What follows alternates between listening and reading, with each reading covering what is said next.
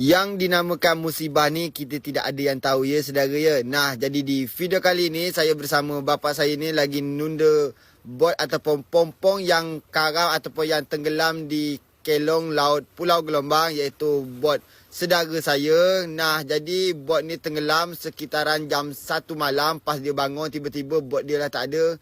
Ujung-ujungnya tali bot lah tu ke bawah laut ya. Jadi bot dia tenggelam, bukan pula hilang ya saudara ya.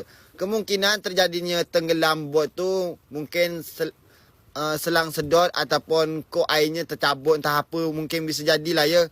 Kerana bot dia tu tak ada bocor ya. Nah, jadi langsung je lah kami ni pun nunda 2 buah bot, iaitu tuan dia juga yang nunda. Kami pun nolonglah nunda bot dia ni, bawakan ke darat ya saudara ya.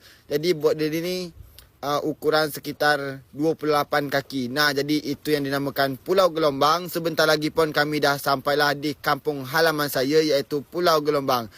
Jadi kami ni memakan waktu sekitaran puluhan minit, 20 minit lebih lah kerana nunda. Kalau kosong mungkin sekitaran belasan minit lah ya saudara ya. Nah, jadi bot pun dah nak sampai di kampung halaman saya, iaitu Pulau Gelombang. Bot ni pun tak bisa timbul kerana airnya tu